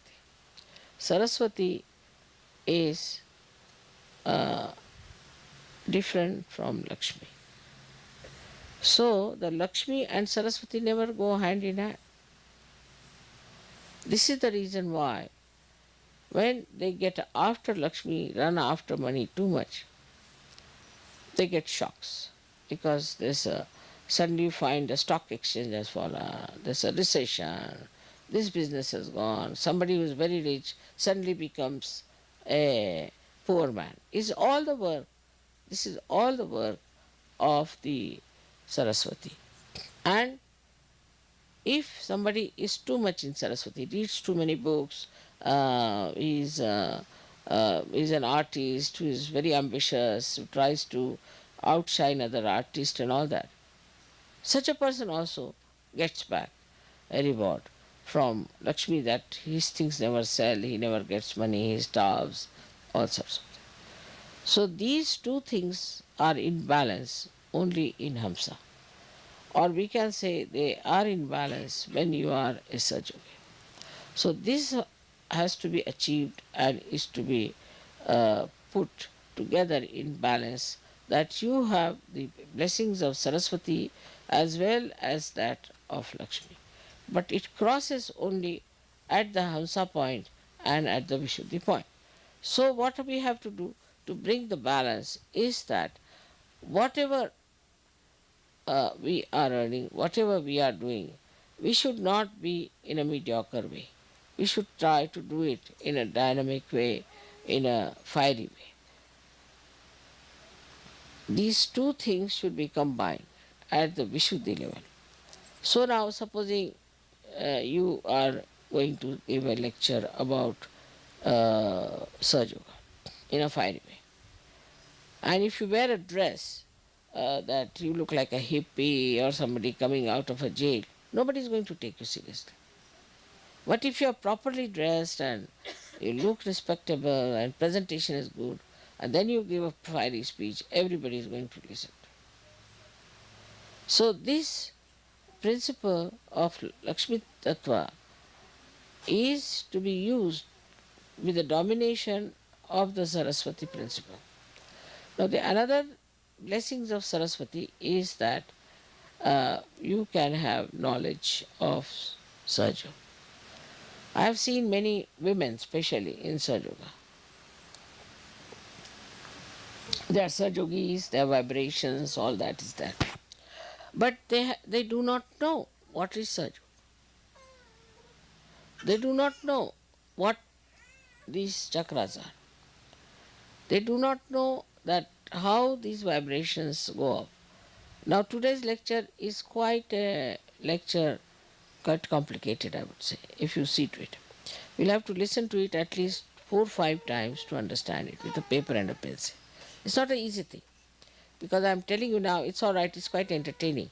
But behind the entertainment, there is a deep knowledge. So I have not seen the Sahajoginis mostly sit down with a paper and pencil to know what is Mother saying, what is the knowledge she is giving us about the various things. To them, Sahaja Yoga means uh, to be nice, to cook good food and help the Sahajogis, and that, of course, for the pujas to wear nice saris and nice dresses, come to the pujas and all that, and finished also. So, for them, it is very important that they should also know what is Sahaja. They must listen to my lectures, sit down, study it nicely, and understand it. The other way around are the men. For them, it is to do all the outside work, go around, see things, and all that. But as far as uh, relationships are concerned, or as far as emotional side are concerned, they are negligent. And that is why Sahaja Yoga by men is different, Sahaja Yoga by women is different. And in France especially, it had gone very far away from each other. The women were on one side, men are on another side. Imagine in Sahaja Yoga to have such a nonsense as that. But then we discovered the person who was doing it and we managed it, so it was settled down and now things are better. But women must know about Sahaja Yoga. But that doesn't mean that they should fight with them or think that they also know what these men know. But it's very, very common, I have seen, that men and women are having a different type of attitude towards Sahaja Yoga. One is an extrovert, another is an introvert. But in Sahaja Yoga, there is no difference between a woman and a man as far as knowing Sahaja Yoga is concerned. I am a woman myself and I know so much. So why not the women should know about what is Sahaja Yoga? So all the women who are here or all over have to know what is Sahaja Yoga. After look at Vishnu Maya, she is a woman. It's the power that works. Brahmadeva doesn't work. He's created all these things because he has the power of Saraswati. Otherwise he could not have created. So everything is done through the power, and the power is a woman. But if the power doesn't know what is Sahaja Yoga, how is she going to work it out? So the women, though they have children, I know they have to look after the household, kitchen, but it's such a pleasure, such a joy to read about Sahaja Yoga, to understand it, to know it. Of course, some of them do also read. I'm not saying that they do not, but they are very, very few. And they are very sensible, very sensible.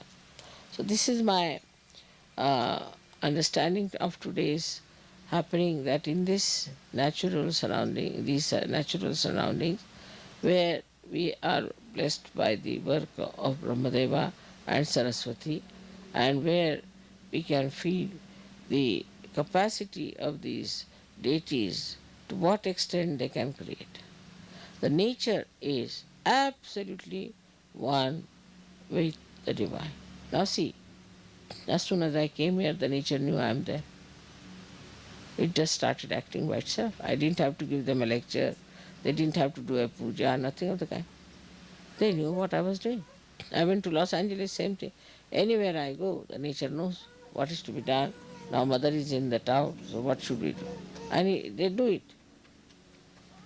So this is the trouble, is that I have to do all kinds of deliberations for human beings, that all right, do this, do that, do that.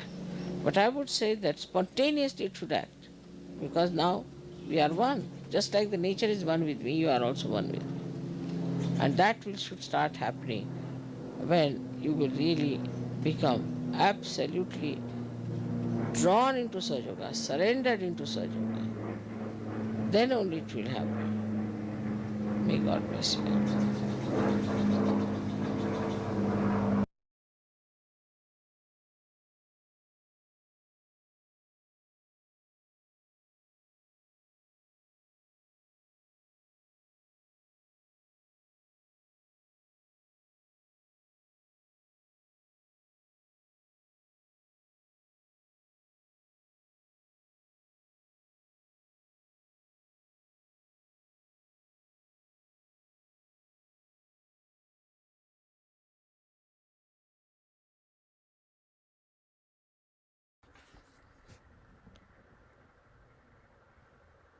We'll invoke Shri Mahasaraswati by offering the Saraswati Vandana.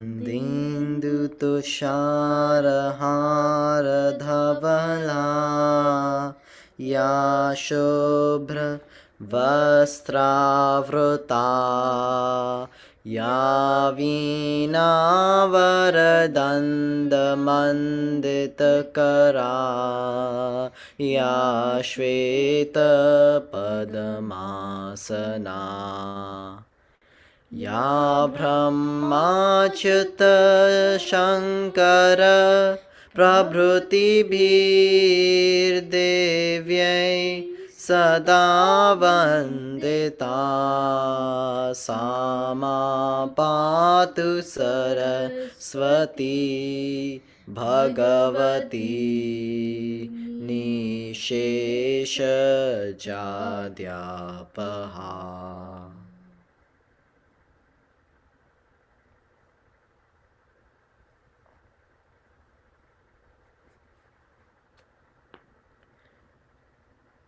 We'll offer Shri Sharada Bhujangashtakam, composed by Shri Adi Shankaracharya.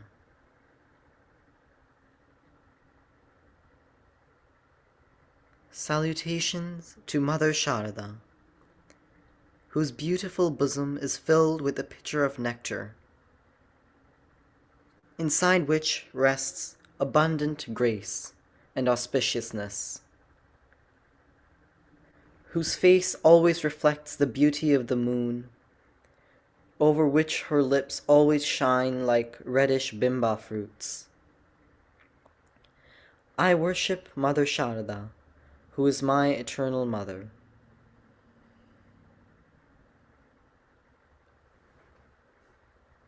Your glance is moist with compassion, and your hand shows us the Jnana Mudra, a gesture of knowledge. You are ever wakeful by your arts which you shower upon us, and you are always looking auspiciousness adorned with your ornaments.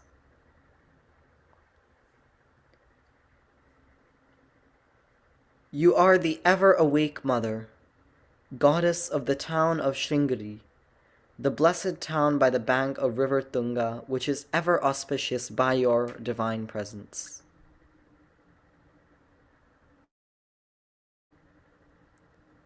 We worship Mother Sharada, who is our eternal Mother.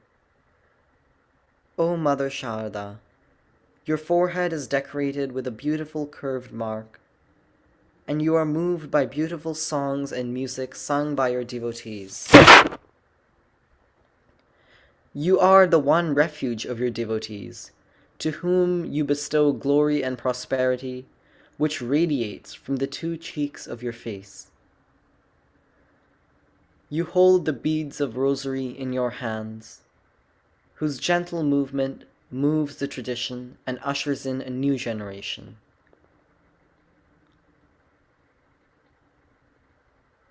I worship Mother Sharada, who is my eternal mother.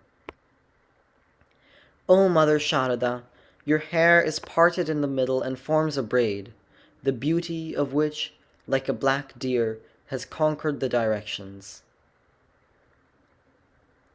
This is accompanied by your delightful voice as a parrot, before which Indradev himself, the one with the vajra in his hand, bows down.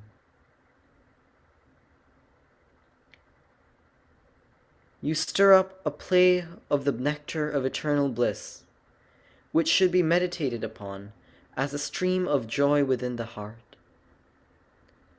We worship Mother Sharada, who is our eternal mother.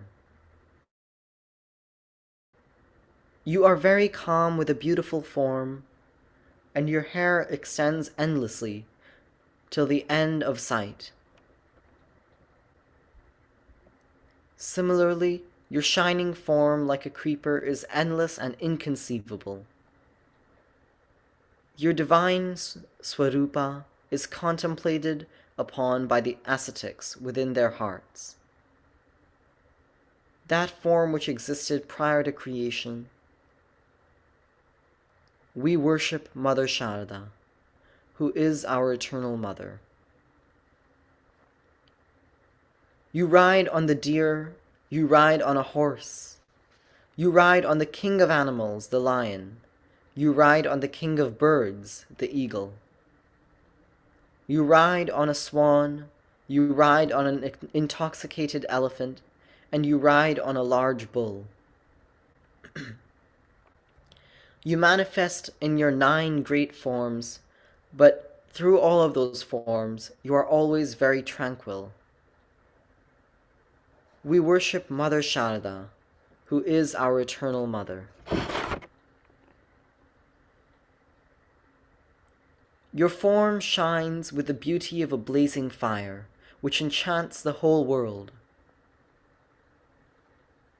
O Mother Sharda, I worship within the lotus of my mind that wondrous form which wanders like a bee wandering over a lotus.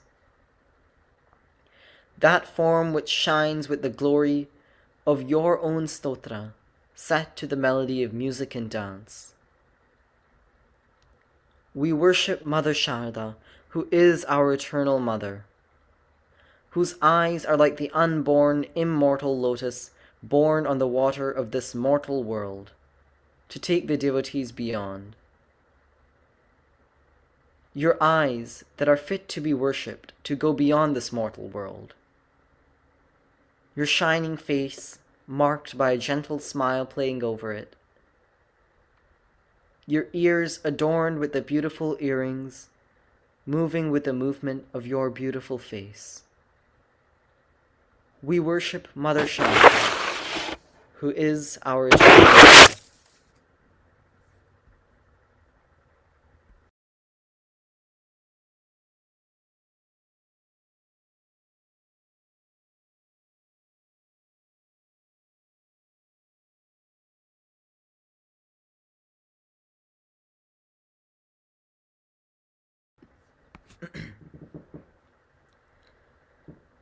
Suvakshojkumbham sudhapurnakumbham prasadavalamбам prapunyavalamбам sada sendubimbam sadanoshtabimbam bhaje sharadambam ajasram madambam Suvakshojkumbham sudhapurnakumbham prasadavalamбам prapunyavalambam katakshe tayardram kare dhyanamudram kalabhirvinidram kalape subhadram Purastrim vinidram purastungabhadram bhaje sharadambam ajasram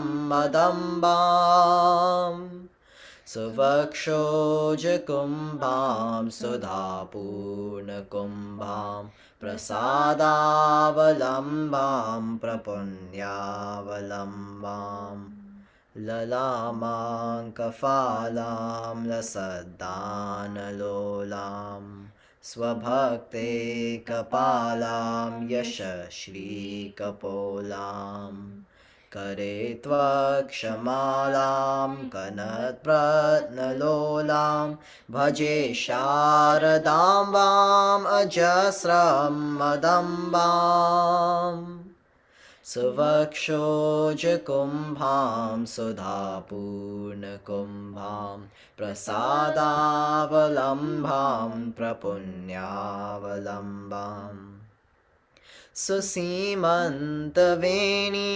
drishanirjiteni ramatkiravani namadvajrapani Sudhamantarasyaam mudachinthyaveni bhaje sharadambam ajasram madambam सुवक्षोजकुम्भां सुधापूर्णकुम्भां प्रसादावलम्बां प्रपुण्यावलम्बाम् सुशान्तां सुदेहां द्रगन्ते कचान्तां लसत्सलताङ्गीम् अनन्तां चिन्त्याम् स्मतं Taapsee सर्वपूर्वं स्थितां तां भजे शारदाम्बामजस्रं वदम्बाम् सुवक्षोजकुम्भां सुधापूर्णकुम्भां प्रसादावलम्बां प्रपुण्यावलम्बाम् कुरङ्गे तुरङ्गे मृगेन्द्रे खगेन्द्रे मराले मदेभे महोक्षाधिरुद्धाम् महत्यं नवम्यं सदा सामरूपं भजे शारदाम्बाम् अजस्रं मदम्बाम् सुवक्षोजकुम्भां सुधापूर्णकुम्भां प्रसादावलम्बां प्रपुण्यावलम्बाम् ज्वलत्कान्तिवाणीं जगन्मोहनाङ्गीं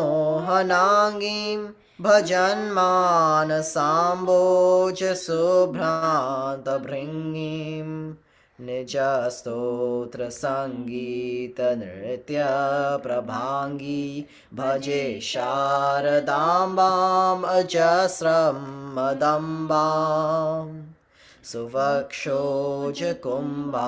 सुधापूर्णकुम्भां प्रसादावलम्बां प्रपुण्यावलम्बाम् भवाम्भोजनेत्राजसम्पूज्यमानां लसन्मन्दहासा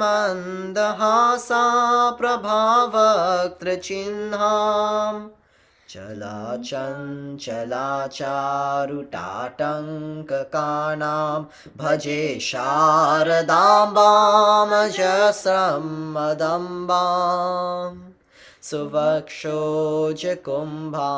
सुधापूर्णकुम्भां प्रसादावलम्बां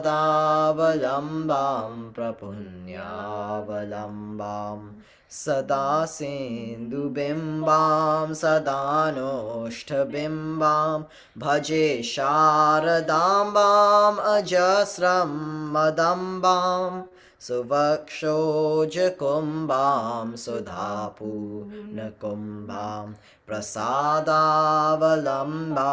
प्रपुण्यावलम्बाम् सदा सेन्दुबिम्बां सदा नोष्ठबिम्बां भजे शारदाम्बाम् अजस्रं मदम्बां भजे शारदाम्बाम् अजस्रं मदम्बां भजे शारदाम्बाम् अजस्रं मदम्बाम्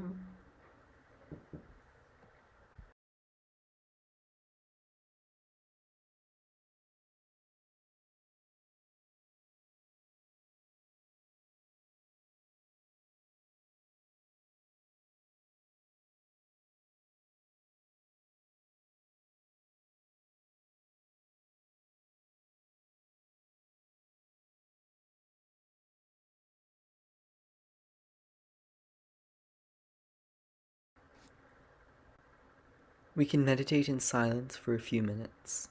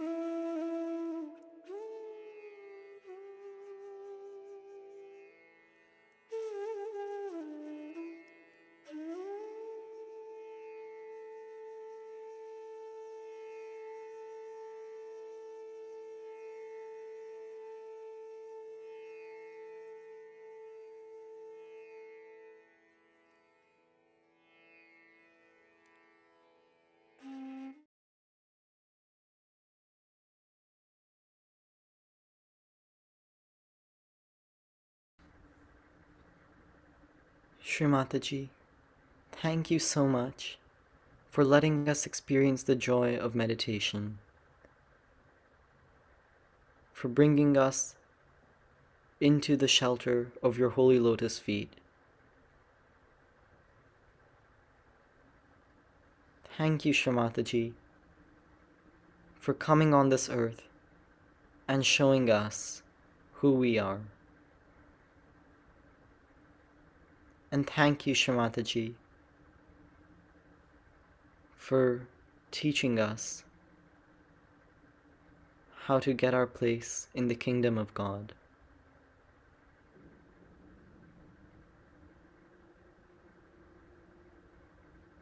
Jai Shri Mataji.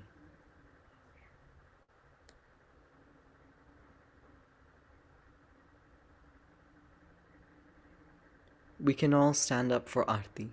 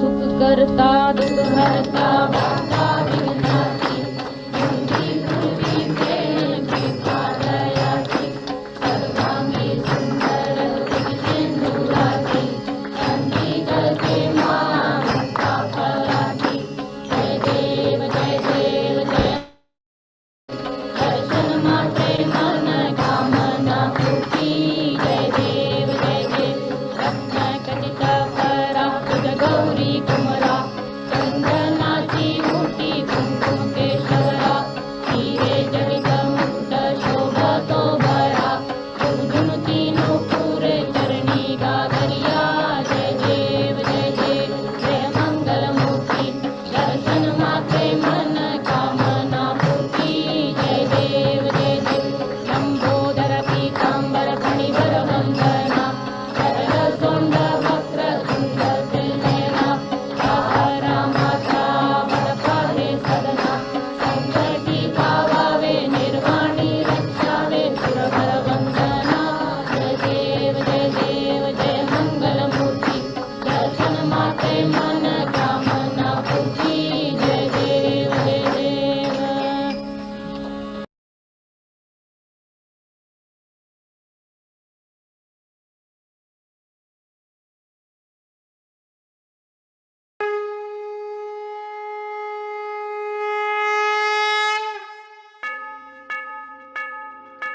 सबको दुआ देना माँ, सबको दुआ देना। जय निरमल माता जी, जय निरमल माता जी, दिल में सदा रहना माँ, सबको दुआ देना, सबको दुआ देना माँ, सबको दुआ देना। जय निरमल माता जी, जय निरमल माता जी, दिल में सदा रहना माँ, सबको दुआ देना। जग में संकट कारण कितने दिए अवतार, माँ कितने दिए अवतार। विश्व में तेरी महिमा, विश्व में तेरी महिमा, तू गंगा यमुना माँ सबको दुआ देना, सबको दुआ देना, माँ सबको दुआ देना। जय निरमल माता जी, जय निरमल माता जी, दिल में सदा रहना, माँ सबको दुआ देना। जो भी शरण में आया सुख ही मिला उसको, माँ सुख ही मिला उसको। बैठ के दिल में ओ माँ, बैठ के दिल में ओ माँ, लौट के ना जाना, माँ सबको दुआ देना, सबको दुआ देना, माँ सबको दुआ देना। जय निरमल माता जी, निरमल माता जी, दिल में सदा रहना, माँ सबको दुआ देना।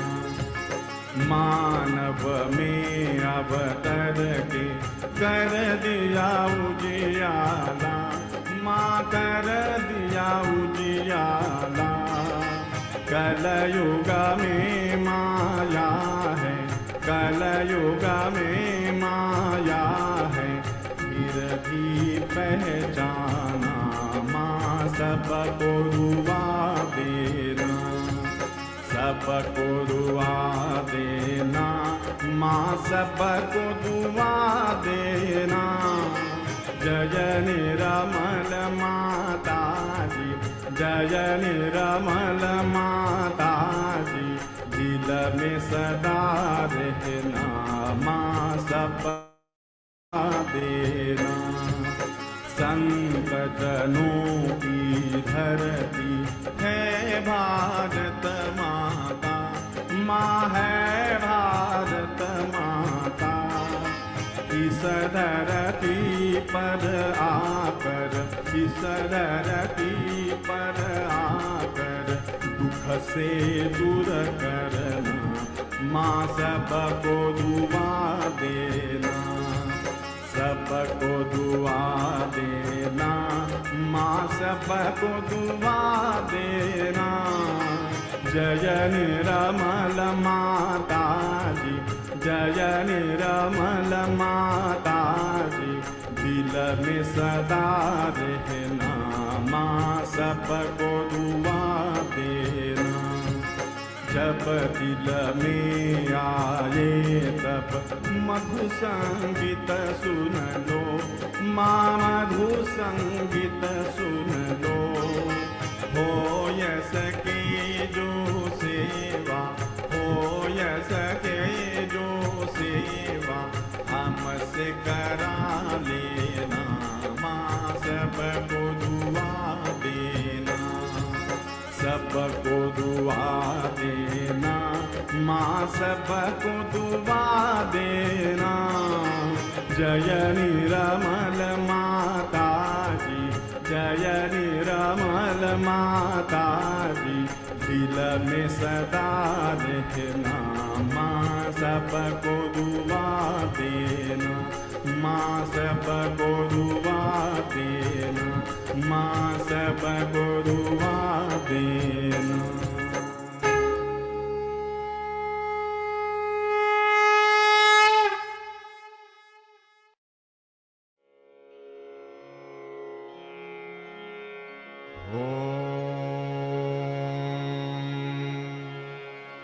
त्वमेव साक्षात्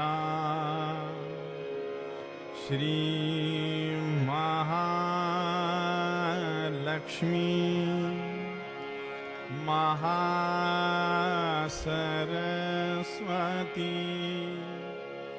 महाकाली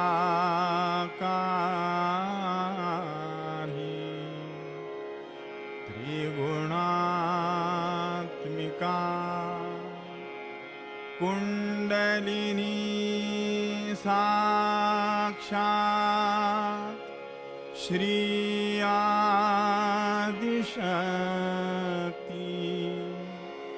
माता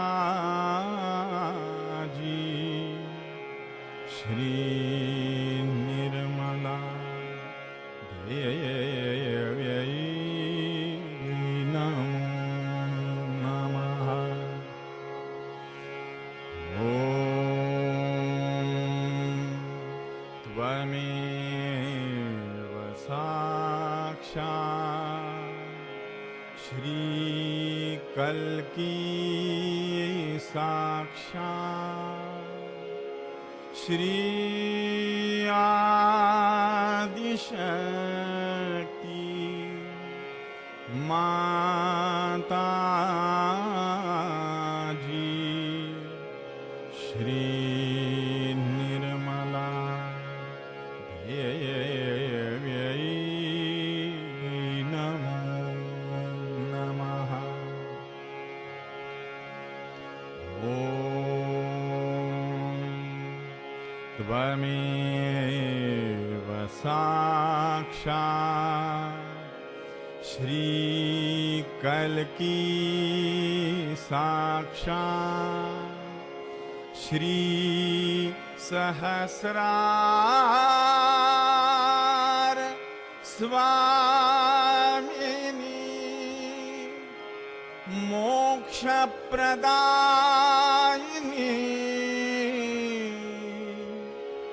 माता जी